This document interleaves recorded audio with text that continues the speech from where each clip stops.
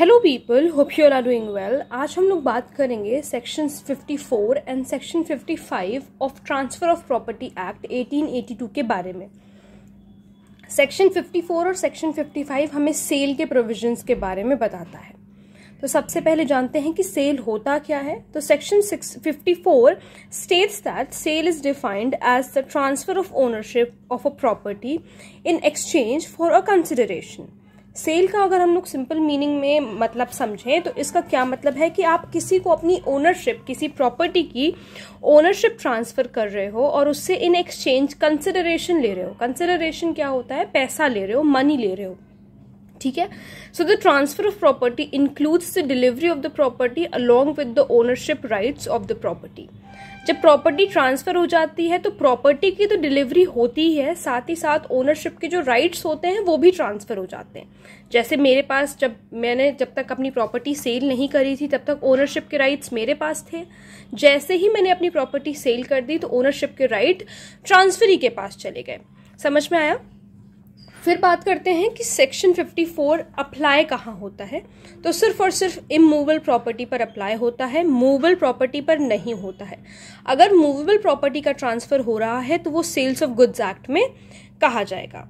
How sale is done, sale होती कैसे है? So if the value of the property is 100 और more than, sale should be done with registered document. यहाँ पर then लिखा है, गलती से आप दैन लिखिएगा। अगर 100 रुपये से ज़्यादा की प्रॉपर्टी होती है, जैसे देखो अब ये तो 1882 का एक्ट है ना, तो इस वजह से इसका जो अमाउंट है वो 100 रुपये ही दिया गया है प्रॉपर्टी का मिनिमम अमाउंट।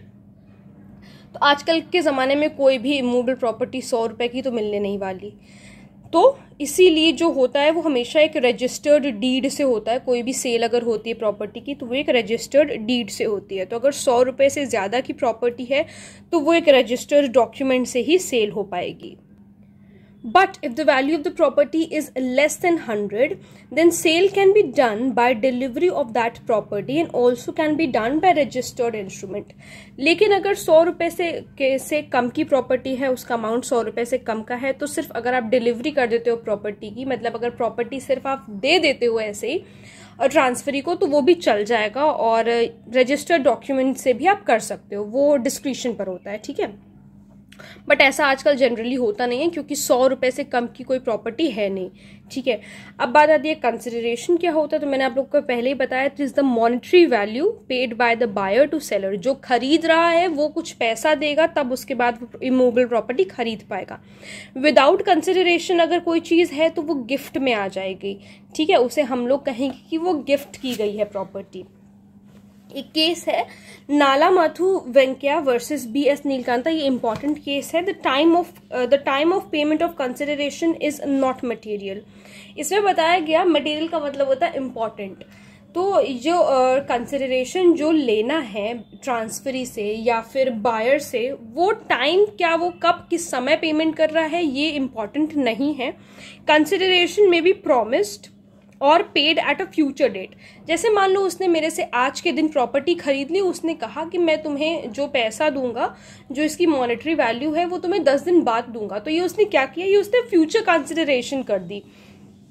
तो ऐसे भी सेल एग्जीक्यूट करी जा सकती है। ऐसा कौन से इस केस में बताया गया कि जो टाइम है कंसिडरेशन का वो मायने नहीं रखता, वो इम्पॉर्टेंट नहीं होता। बस ये है कि कंसिडरेशन होना चाहिए, ये इम्पॉर्टेंट है। अब बात करते हैं सेल के इसेंशियल्स की। तो सबसे पहला इंपॉर्टेंट बात, पार्टीज होनी चाहिए। भाई जब पार्टीज ही नहीं होंगी तो सेल एग्जीक्यूट किसके बीच में कराई जाएगी? तो एटलीस्ट 2 पार्टीज होनी चाहिए, बायर और सेलर। मस्ट बी मेजर होना चाहिए, साउंड माइंड का होना चाहिए। And person who is transferring the property must have ownership of that particular property. जो इंसान वो प्रॉपर्टी ट्रांसफर कर रहा है, उस इंसान के पास उस प्रॉपर्टी की ओनरशिप होनी चाहिए, वो प्रॉपर्टी उसके नाम पर होनी चाहिए। दूसरी इंपॉर्टेंट चीज क्या है? Subject matter. Immovable property is the main subject matter of the sale. Subject matter present होना चाहिए। कोई ऐसे ही हवा में बातें ना कर रहा हो कि मेरी वहां पे एक प्रॉपर्टी है और मैं उसे सेल कर रहा हूं, ये सारी बातें नहीं। भाई आप प्रॉपर्टी दिखाओ, ठीक है। तो सब्जेक्ट मैटर होना जरूरी है। मनी कंसिडरेशन, भाई ऑब्वियसली मैंने पहले भी बताया कि कंसिडरेशन होना जरूरी है। कंसिडरेशन बायर कब दे रहा है ये मटेरियल नहीं है, इसका अभी हम लोगों ने केस भी देखा। So money consideration is important, essential element of sale, it can be paid or promise to be paid. भाई या तो उसी समय पे कर दिया जिस समय सेल एग्जीक्यूट हो रहा है, सारी चीजें हो रही हैं, या फिर प्रॉमिस किया कि एक सर्टेन फ्यूचर डेट पे करेगा बायर, ठीक है। फिर फोर्थ पॉइंट है, लास्ट पॉइंट है कन्वेंस के बारे में, कि ये जो प्रॉपर्टी है मूवेबल प्रॉपर्टी कन्वे कैसी करी जाएगी बायर को। So according to section 54 transfer of property act, there are 2 ways a property can be transferred. 2 तरीके से प्रॉपर्टी ट्रांसफर हो सकती है, या तो डिलीवरी ऑफ पोजेशन हो जाए, जैसा कि मैंने अभी आप लोग को पहले बताया कि अगर 100 रुपए से कम की प्रॉपर्टी है तो वो सिर्फ अगर डिलीवरी कर दे रहे हैं तो उतना सफिशिएंट होगा। या फिर दूसरी चीज है रजिस्टर्ड सेल डीड, अगर 100 रुपए से ऊपर की प्रॉपर्टी है तो रजिस्टर्ड सेल डीड होगी। तो ये 2 चीजें दी हुई हैं, ठीक है। फिर बात आती है difference between sale and agreement to sale. ये बहुत ही इंपॉर्टेंट टॉपिक है, क्योंकि आपके सेमेस्टर एग्जाम्स में भी पूछ लिया जाता है कि सेल और एग्रीमेंट टू सेल में क्या डिफरेंस है। So sale transfer of property takes place immediately, तुरंत ही, मतलब आपने सारी चीजें करी, रजिस्ट्री वगैरह कराई, ट्रांसफर हो गया प्रॉपर्टी का, ठीक है। अग्रीमेंट जो सेल का होता है वो कब होता है, फ्यूचर में होता है, कि भाई अभी हम अग्रीमेंट कर ले रहे हैं, इसको जो सेल करेंगे बाद में करेंगे, एक किसी फ्यूचर समय पे करेंगे। Transfer of ownership for a consideration to be paid or promise to be paid immediately, जो भी कंसिडरेशन है वो ओनरशिप का जो ट्रांसफर हो रहा है वो कंसिडरेशन के लिए हो रहा है, वो कंसिडरेशन चाहे फ्यूचर में हो चाहे तुरंत हो जाए, ठीक है। और अग्रीमेंट में क्या होगा कि सारी चीजें जो है वो फ्यूचर में होंगी। सेल जो है एग्जीक्यूटेड कॉन्ट्रैक्ट होता है कि भाई एग्जीक्यूट हो चुका है, और एग्रीमेंट टू सेल क्या है, एग्जीक्यूटरी कॉन्ट्रैक्ट है। एग्जीक्यूटरी का मतलब है अभी आगे इसको एग्जीक्यूट होना है, अभी हुआ नहीं है, इसीलिए ये फ्यूचर का एग्रीमेंट है। क्रिएट्स राइट इन रेम, यानी कि राइट इन रेम क्या होता है, राइट इन रेम का मतलब है कि अगेंस्ट द होल वर्ल्ड जो है राइट अवेलेबल है। जैसे एग्जाम्पल मान लो कि मैंने अगर अपनी कोई प्रॉपर्टी किसी को सेल करी, तो अब उसके पास उस प्रॉपर्टी का ओनरशिप है, और उसके पास वो जो राइट है, जो ओनरशिप के राइट्स हैं वो अगेंस्ट द होल वर्ल्ड हैं, तो इसलिए इसको राइट इन रेम कहते हैं, क्योंकि अब वो जो प्रॉपर्टी है वो लीगली उसकी हो गई है, इस वजह से उसके पास राइट इन रेम है। अग्रीमेंट टू सेल जो होता है वो राइट इन पर्सोनम होता है, लेकिन राइट इन पर्सोनम का क्या मतलब है कि वो सिर्फ और सिर्फ एक पर्सनल राइट होता है। The seller can sue the buyer for breach of contract, seller जो है वो बायर को स्यू कर सकता है अगर उसने कॉन्ट्रैक्ट ब्रीच किया तो। यहां पर क्या है, seller can sue buyer only for damages but not for the price, सिर्फ डैमेजेस के लिए स्यू कर सकता है, प्राइस के लिए नहीं। Seller has no right to resale, अगर एक बार उसने बायर को प्रॉपर्टी सेल कर दी तो सेल के कॉन्ट्रैक्ट में अब उसके पास राइट नहीं है कि वो दोबारा रीसेल करे, और अग्रीमेंट टू सेल में उसके पास राइट होता है कि वो रीसेल कर सकता है। फिर बात आती है सेक्शन 55 की, जो कि हमें बताता है rights and duties of seller and buyer. इसमें दोनों की ही राइट्स और ड्यूटीज के बारे में बताया गया है। तो सेक्शन 55 कहता है duties of seller before sale. Before sale, अभी सेल हुई नहीं है, माइंड यू, अभी सेल हुई नहीं है, उससे पहले सेलर की क्या ड्यूटीज होती हैं। तो disclose all the material defects to the buyer, कोई भी अगर डिफेक्ट्स हैं प्रॉपर्टी में तो वो सारी चीजें खरीदार को बताएगा। Bound to produce all documents relating to the property, जितने भी डॉक्यूमेंट्स हैं उस सारे उसको प्रोड्यूस करने होंगे, ये उसका लीगल ऑब्लिगेशन है। Bound to give answer of all questions to the best of his knowledge, अपने जो जितना उसको पता है, जितना उसकी ट्रू नॉलेज में है, सारी चीजें अगर कुछ भी बायर ने पूछा है तो वो उसको जवाब देगा जो उसको सही पता है। Bound to pay all the charges and rents dues और government fees up to the date of sale, जब तक सेल नहीं हुई है। अभी जैसे एक पर्टिकुलर दिन है, मान लो जैसे कल का दिन है, अब कल सेल जो है वो कंप्लीट होने वाली है, तो आज तक का अगर उस पर कोई भी रेंट है, कोई किसी भी तरह का कोई भी चार्ज है, कोई भी गवर्नमेंट फीस है, कुछ भी है, कुछ भी टैक्स वगैरह है, तो वो सारी चीजें सेलर को पे करनी होंगी। Duties of seller after sale, after sale के बाद उसकी एक ही ड्यूटी बचती है, वो क्या, कि वो पोजेशन दे दे प्रॉपर्टी का बायर को। फिर सेलर्स राइट्स बिफोर सेल, अब अभी तक ड्यूटीज के बारे में बात कर रहे थे, अब उनकी राइट भी तो कुछ होंगी। तो राइट है according to section 55 subsection 4 clause A, seller has right to receive all the rents and profits out of that property.